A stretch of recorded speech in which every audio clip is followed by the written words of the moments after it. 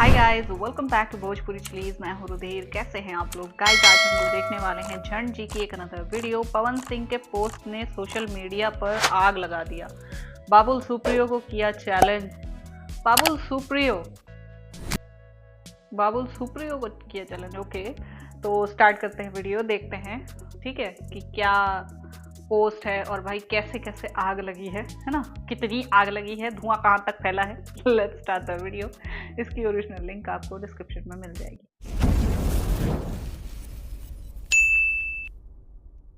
तो भैया पवन सिंह ने एक बार फिर से चिंगारी में घी डाल दिया है। अगिया एकदम भभक गया है। पूरा सोशल मीडिया एकदम धुआं हो गया है। क्या बात कर रहा है? पवन सिंह ने अभी अपने ट्विटर अकाउंट पर एक पोस्ट किया है। ट्विटर अकाउंट मतलब ट्विटर जो टूट करके अब एक्स बन गया है। हाँ, तो उस पर पवन सिंह ने अभी एक पोस्ट किया है। अभी का मतलब जभी मैं ये वीडियो शूट कर रहा हूँ तभी आप इस अभी को तभी का ही समझना, जभी मैं ये वीडियो शूट कर रहा हूँ। समझ में आया कुछ? नहीं, हमको समझ में आ गया। नहीं आया। मैं क्या बोल रहा हूँ, मुझे कुछ समझ में नहीं आ रहा है। खैर चलो, एकदम साधारण भाषा में समझाता हूँ।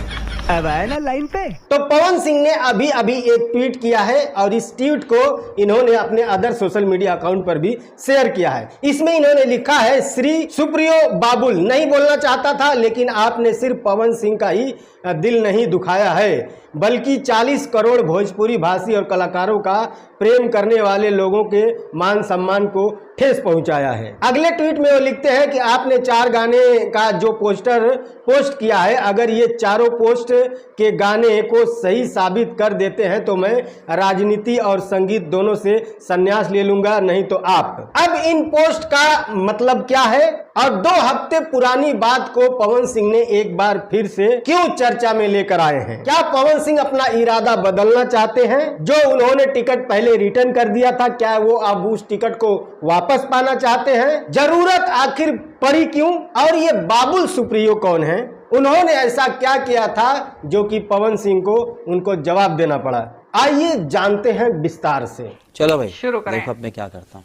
तो जब बीजेपी ने पवन सिंह को बंगाल के आसनसोल सीट से अपनी पार्टी का उम्मीदवार बनाया था, जिस वक्त बीजेपी ने पवन सिंह के नाम की घोषणा की थी, उसके 24 घंटे बाद ही पवन सिंह ने बंगाल के आसनसोल के सीट से चुनाव लड़ने से मना कर दिया था। क्यों किया था? क्योंकि टीएमसी के एक नेता हैं जिनका नाम है बाबुल सुप्रियो। वो पहले बीजेपी में थे और बीजेपी के टिकट पर आसनसोल की सीट से वो पहले सांसद भी रह चुके हैं। बाद में उन्होंने बीजेपी पार्टी छोड़ करके टीएमसी ज्वाइन कर लिया था। तो उनकी छोड़ी हुई जो सीट थी उस पर टीएमसी ने एक बार फिर से शत्रुघ्न सिन्हा को खड़ा किया और फिलहाल वर्तमान टाइम पर आसनसोल सीट से बिहार के शत्रुघ्न सिन्हा सिटिंग एमपी हैं। तो जब बीजेपी पार्टी ने पवन सिंह को अपनी पार्टी का आसनसोल सीट से उम्मीदवार बनाया था, उस वक्त बाबुल सुप्रियो ने पवन सिंह के पुराने गानों के पोस्टर को अपने ट्विटर अकाउंट पर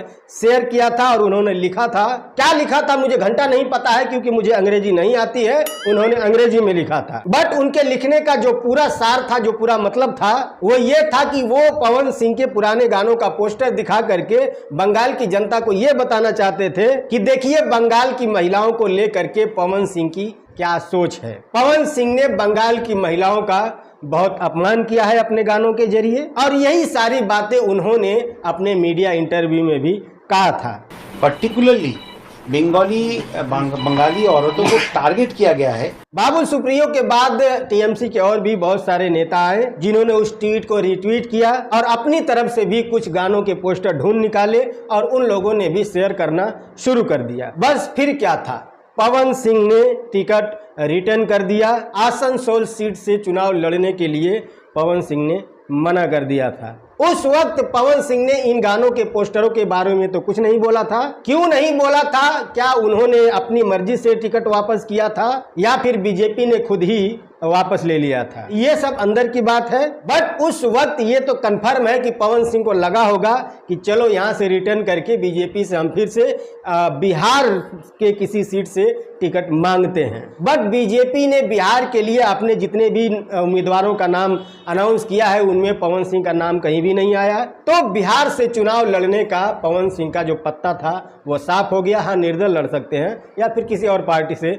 लड़ सकते हैं, लेकिन बीजेपी से तो नहीं लड़ सकते। लेकिन पवन सिंह के दिल में कहीं ना कहीं जो इच्छा है वो बीजेपी के ही टिकट से चुनाव लड़ने की इच्छा है। तो शायद पवन सिंह ने सोचा होगा कि बिहार के किसी सीट से टिकट तो नहीं मिला, तो क्यों ना वापस उसी सीट से चुनाव लड़ लिया जाए जिस सीट पर बीजेपी ने इनको टिकट दिया था, यानी कि बंगाल का आसनसोल। तो जाहिर सी बात है डायरेक्ट उस सीट पर आएंगे तो लोग सवाल खड़े करेंगे कि अरे अभी तो 2 हफ्ते पहले ही आपने टिकट वापस कर दिया था, आज आप फिर मुंह उठा के आ गए। तो इस वजह से भी शायद पवन सिंह ने सोचा होगा कि चलो उस विषय पर सफाई ही दे देते हैं, और यही कारण है कि पवन सिंह को शायद इसीलिए ट्वीट करना पड़ा है। ये 2 हफ्ते बाद इन्होंने अपने ऊपर लगे इल्जामों का जवाब दिया है।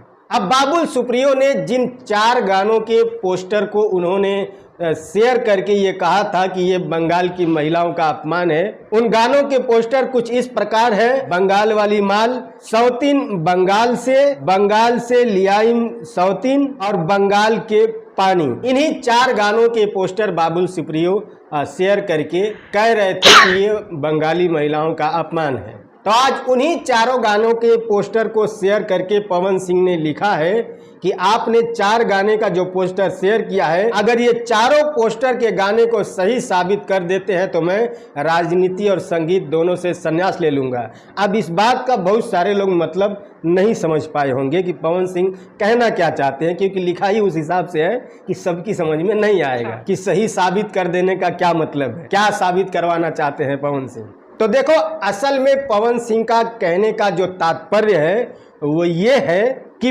पोस्टर अलग है, गाना उससे अलग है। गाने कुछ और गाए गए हैं, उन गानों पर पोस्टर कुछ और ही लगाया गया है। जैसा कि आप लोग देखते होंगे कि भोजपुरी एल्बम गाना रिलीज करने वाली जितनी भी कंपनियां हैं, लगभग सारी कंपनियां एक ही गाने को अपने बहुत सारे चैनलों पर रिलीज करते हैं, और उन सारे गानों पर गाना तो एक ही है, उस एक ही गाने को जितने भी चैनल पर रिलीज करते हैं उन सभी गानों पर अलग अलग नाम से पोस्टर लगाते हैं। तो ये जो गाने हैं 4 इनके बोल अलग हैं, लेकिन पोस्टर बंगलिनिया के नाम से बना करके चिपका दिया गया है। पवन सिंह का कहने का यही मतलब है। तो क्या पवन सिंह सच बोल रहे हैं कि गाना अलग है, पोस्टर अलग है? तो थोड़ा बहुत इनकी बात में सच्चाई है, क्योंकि मैंने खुद इन गानों को चेक किया है। उन गानों में कहीं पर भी बंगाल या बंगलिनिया का कोई जिक्र नहीं है। सबसे पहला गाना ये जिस गाने का पोस्टर पर टाइटल लिखा गया है, बंगाल वाली माल, पोस्टर पर तो ये लिखा हुआ है, लेकिन गाने का जो बोल है वो ये है कि सिंगल पलनिया पे डबल परानी चानी काटरानी। इसमें कहीं पर भी बंगाल का कोई जिक्र नहीं है, ना बंगलिनिया का कोई जिक्र है। अब आते हैं दूसरा गाना, जिस गाने के पोस्टर को बाबुल सुप्रियो ने ट्वीट किया था उसे भी चेक कर लेते हैं। उस गाने का जो टाइटल पोस्टर पर लिखा हुआ है सौतीन बंगालिया से, तो इस गाने को भी मैंने चेक किया है। यस, इस गाने में बंगाल या बंगलिनिया का जिक्र है। गाने का बोल है जाके सौतीन ले आई बंगालिये से।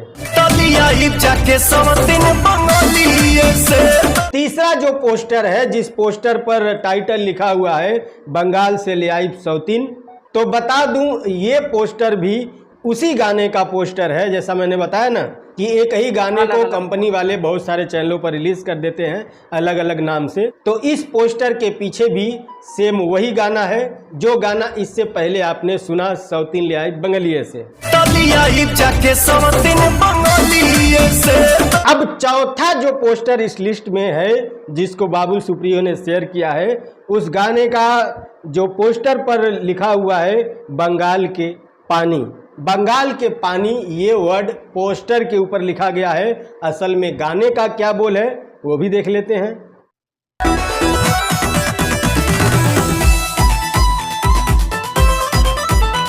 इतना देख करके समझ में तो आपको आ ही गया होगा कि ये किस गाने का म्यूजिक है।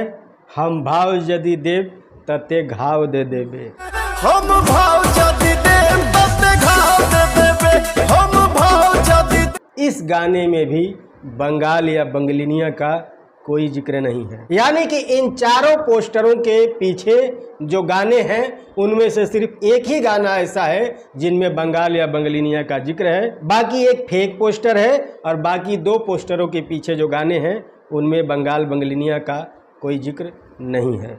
तो पवन सिंह की बात कुछ हद तक तो सही है, बट एकदम प्योरली सही नहीं है। ऐसा बिल्कुल नहीं है कि पवन सिंह ने बंगाल या बंगलिनिया के ऊपर गाने नहीं गाए हैं, गाए तो हैं। बाकी पवन सिंह के इस पोस्ट का कोई अलग मतलब हो जिसको हम ना समझ पाए हों तो वो अलग बात है, लेकिन हम जो समझ रहे हैं अगर यही मतलब है तो चैलेंज मत कीजिए। गीत आपने गाए हैं वो एक्सेप्ट कीजिए। आपके हिसाब से अगर आपने कोई भी गीत नहीं गाया है जो बंगाल की महिलाओं के खिलाफ है तो टिकट वापस क्यों किया आपने? उस वक्त अगर आप चुनाव लड़ने से मना नहीं करते तो आप सीना ठोक के कह सकते थे कि मैंने ऐसा कोई गीत नहीं गाया है। लेकिन जब आपने टिकट रिटर्न कर दिया तो जिनको नहीं मानना था कि आपने कोई ऐसा काम किया है वो भी मान गए कि हाँ भाई कुछ गलत किया तभी ना वापस कर दिया।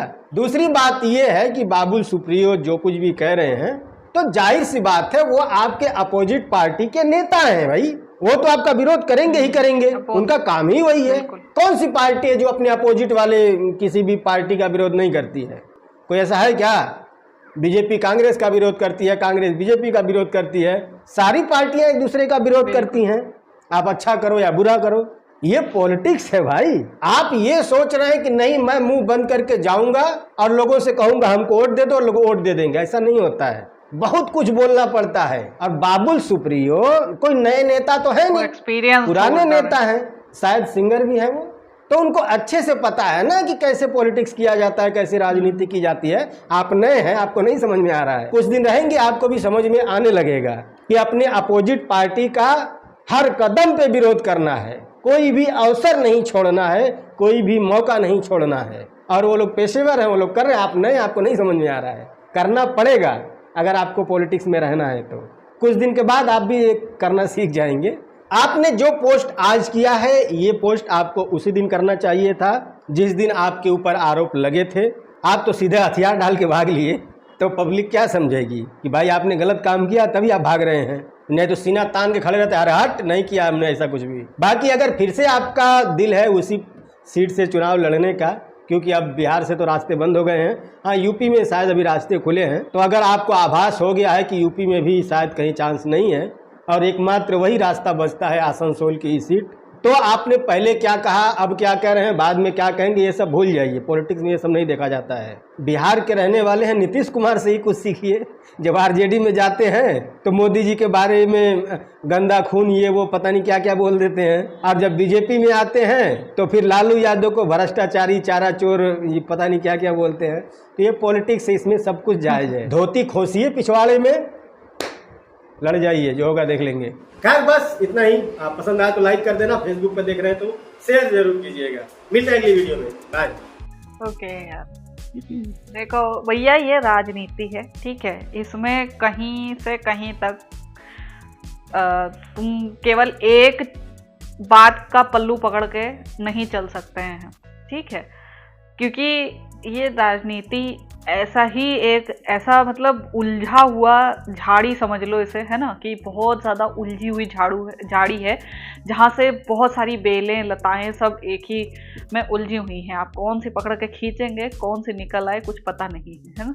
तो क्या बात बोलनी है, कैसे बोलनी है, बड़ा ही फूक फूक के कदम रखना पड़ता है ना, वरना दलदल में कब धंस जाएंगे नहीं समझ में आएगा। तो वही चीज़ है भैया, पवन भैया को काफ़ी सतर्क रहना पड़ेगा, और जो इस फील्ड के मंझे हुए खिलाड़ी हैं ना उनसे भी बच के रहना पड़ेगा, है ना, उनसे भी बच के रहना पड़ेगा। मुझे तो लगता है यार शायद इन्हें टिप्स लेनी चाहिए जो भोजपुरी के इनके को स्टार्स हैं, ठीक है, जो ऑलरेडी राजनीति में है, वो कैसे राजनीति खेली जाती है, कैसे उसमें क्या क्या दांव पेच होते हैं, है ना, किस उसके क्या क्या पॉइंट्स होते हैं, क्या क्या चीज़ पकड़नी होती है, हर एक चीज़ इन्हें सीखनी चाहिए। मतलब मुझे ऐसा लगता है क्योंकि भावनाओं में बहकर कभी भी राजनीति नहीं होती है, इतना तो सबको पता है, इतना सबको पता है, ठीक है, कि भावनाओं में बह के अगर राजनीति होने लगी है ना, तो फिर लोग हारते ही हारते हैं। बहुत सारे लोगों को आपने ऐसे देखा होगा। तो वही चीज़ है, थोड़ा एक्सपीरियंस गेन करना पड़ेगा। ओके, तो आई होप आप लोग को रिएक्शन पसंद आया होगा। अगर अच्छा लगा तो प्लीज़ लाइक और शेयर ज़रूर करना। मैं मिलूंगी नेक्स्ट वीडियो में। बाय।